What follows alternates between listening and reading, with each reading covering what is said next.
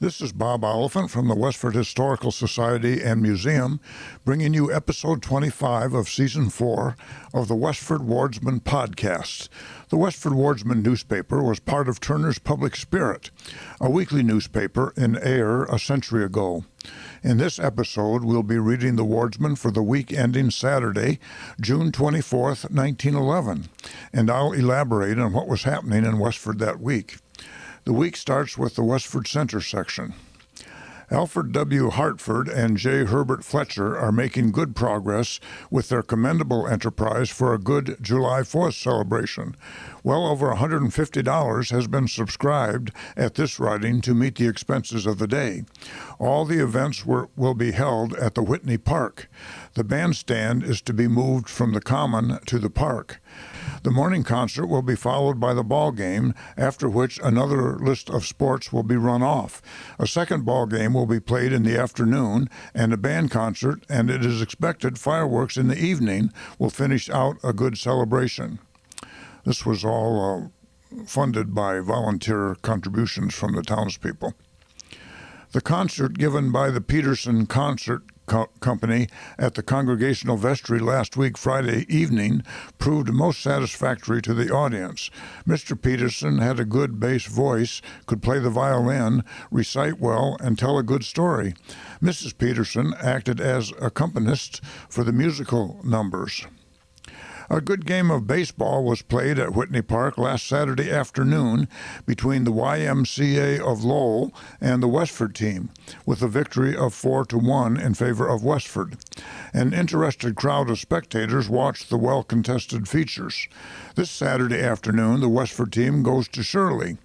There will be a game here at Whitney Park between the two youthful organizations known as the Westford Tigers and the Tingsboro Scouts. Good audiences gathered morning and evening at the Congregational Church to hear and to greet their former pastor, Charles P. Marshall. There was special singing at both services, and the church was decorated with seasonable flowers. Mr. Marshall has many friends here. Mrs. Marshall and Marion were expected, but could not come owing to the fact that Marion had just developed a good case of whooping cough. Reverend David Wallace occupied Mr. Marshall's pulpit at Quincy morning and evening. Reverend Wallace was the current pastor at Westford's Union Congregational Church. Mr. and Mrs. Fred Hibbard of Everett were over Sunday guests at William L. Wood's. Mr. and Mrs. Frank A. Wright of Lowell are receiving congratulations over the arrival in their home of a son, which they have named Walter Austin Wright. He was born on June 28, 1911. This is the first grandchild to Mr. and Mrs. Frank C. Wright and the second to Mr. and Mrs. Frank E. Miller. A daughter, Mary Evelyn Cann, or Cann, C-A-N-N, was born June 17, 1911, to Mr. and Mrs. Charles Cann this last week at their home in Somerville. Mrs. Cann was formerly Miss Effie Bennett of this village, that is Westford Center.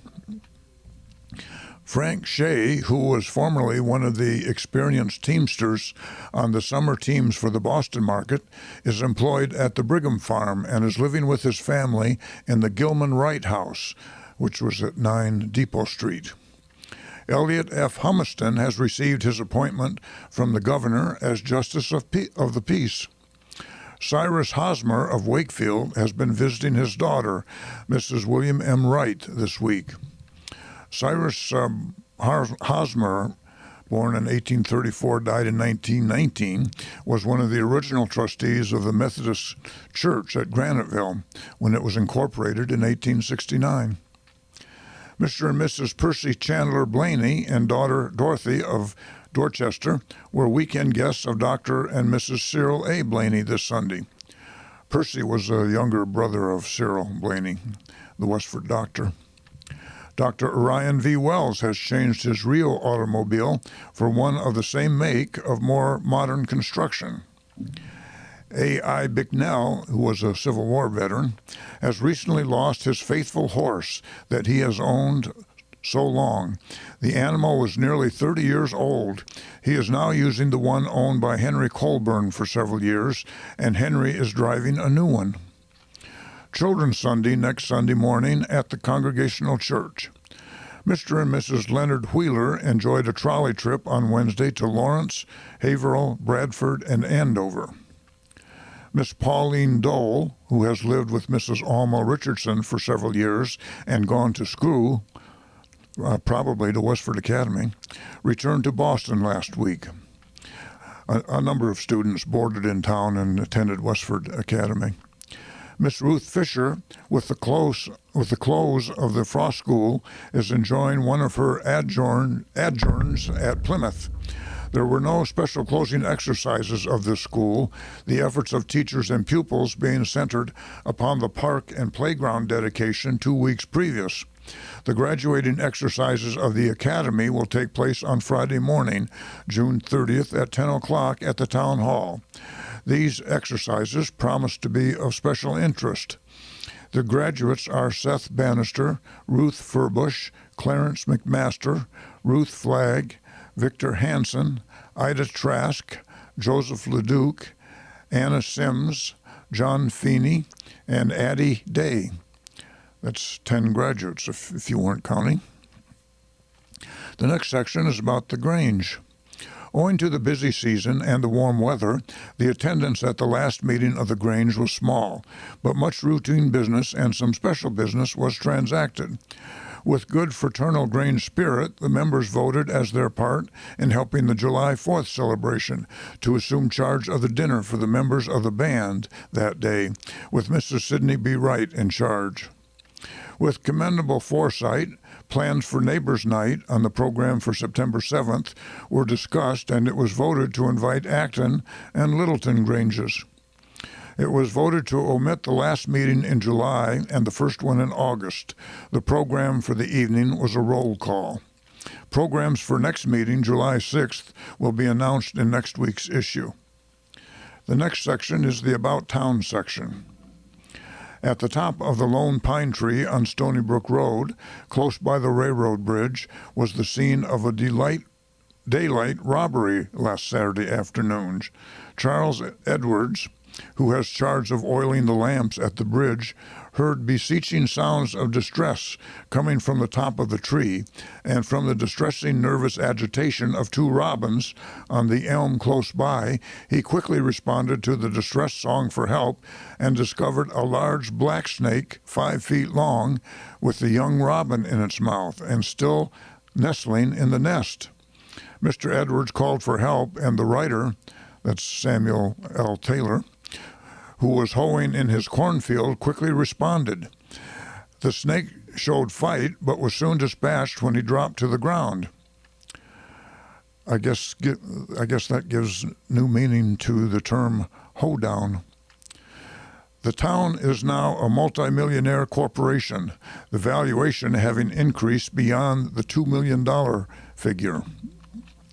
The town is to be congratulated on good financial management to pay all the ordinary expenses of a town and tack on extras of recent date, new consolidated schools, in part, state, county, and town improvements of roads, waterworks, fire department, electrical lighting of streets, power spraying of shade trees, and many other foot pump investments in various directions.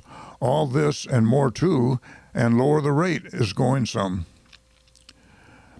The Junior Snow family of West Chelmsford, Fred A. and Esther Perry Taylor, those are Sam Taylor's son-in-law and daughter, are having the southerly side of their house enlarged and remodeled to take in more sunlight and let out more outlook. John A. Taylor, one of Sam Taylor's two sons, returned home from the University of North Dakota on Tuesday, coming by way of the Lake region. He was a professor there. He was not a student. He goes Saturday to the alumni reunion of Amherst College. He will summer it out mostly in his native Westford. The historic June 17th, that's the date of the Battle of Bunker Hill, has an added remembrance to Reverend and Mrs. Seth Walker in the birth of a son. That was Lewis P. Walker, who was born in Melrose and sadly died November 20th, 1912, a little over a year later, at Fairhaven, Mass. Remember the Westford Academy Alumni Reunion, Dance, and Social next Friday evening.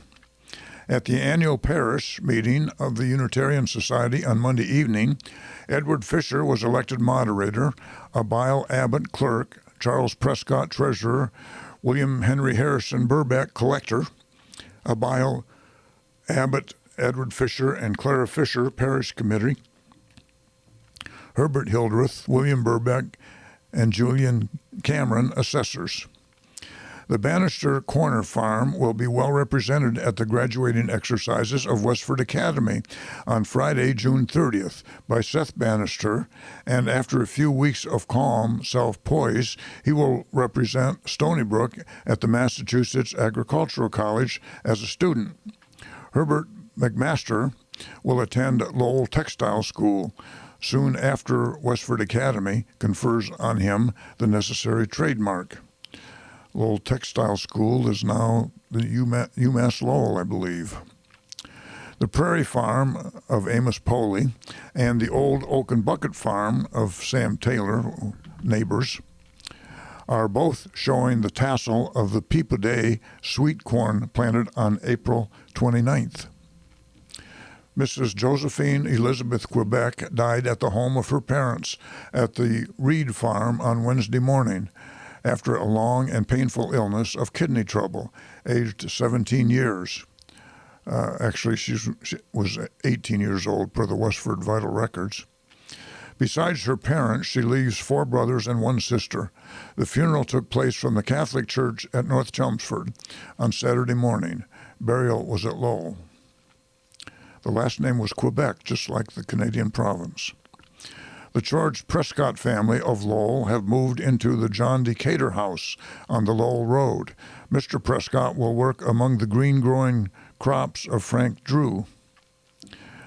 The next section is the Graniteville section. The Graniteville Baseball Club visited Lowell last Saturday afternoon and defeated the strong Dixwells in the Stony Brook League by the close score of 4-2.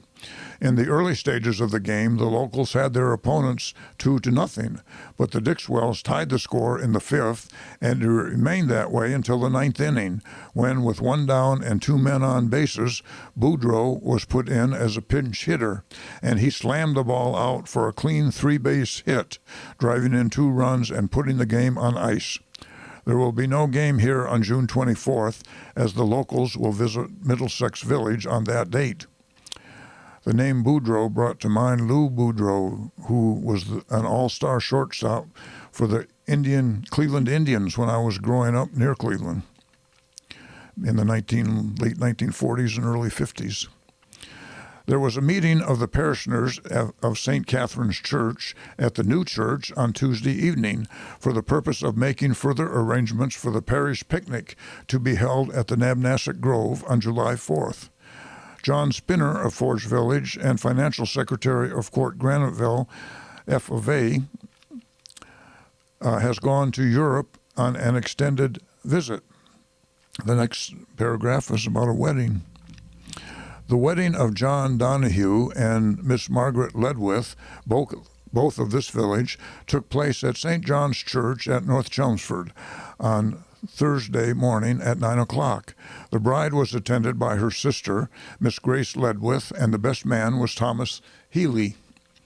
After the ceremony, the party returned to the home of the bride, where a bountiful repast was spread, to which about 50 invited guests partook, after which the happy couple took the 5 o'clock train en route to New York, where they will spend their honeymoon.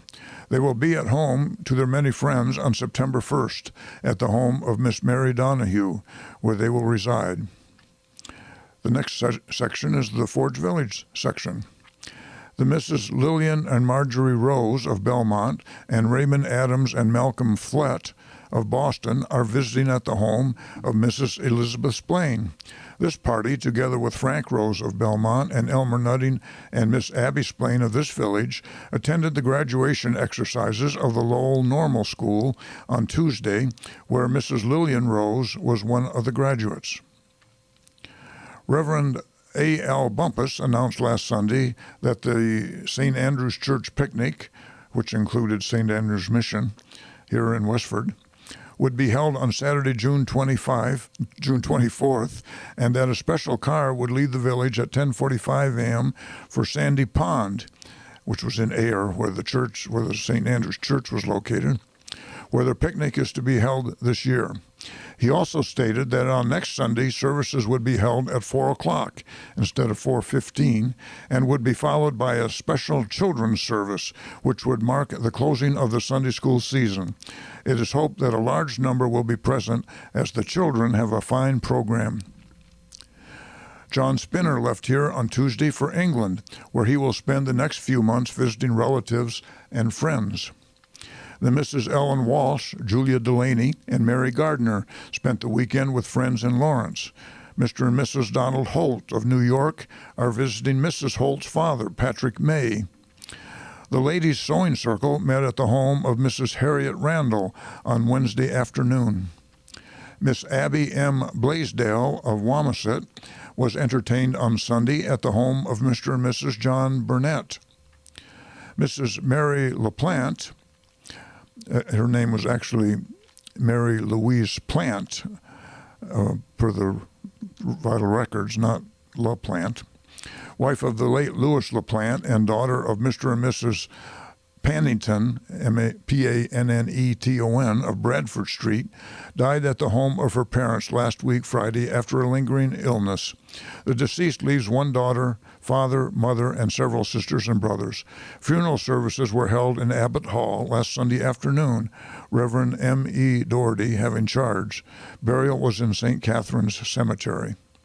And on Friday evening, June 23rd, in Abbott Hall, the John Edwards Hose Company presented those excellent entertainers, Walter C. Guile, Gile, and George A. Wheeler, humorous and dramatic performers. Next section is about a farewell party.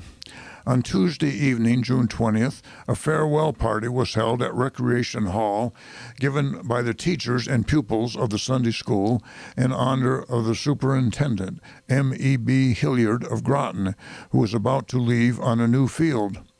The children held the party as a mark of their appreciation of his work, and through little Miss Mildred Precious, who made the presentation speech, presented him with a sum of money in gold. Mr. Hilliard, who was taken completely by surprise, could at first hardly respond, but finally did so in a very heartfelt manner. A program of games and music completed the evening's enjoyment.